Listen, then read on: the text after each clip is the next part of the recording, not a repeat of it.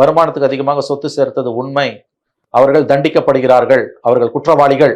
தெளிவா சொல்றேன்னா அவர்கள் இருவரும் திரு பொன்முடியும் திருமதி விசாலாட்சியும் குற்றவாளிகள் என்று சென்னை உயர்நீதிமன்றம் இன்று தீர்ப்பளித்து விட்டது.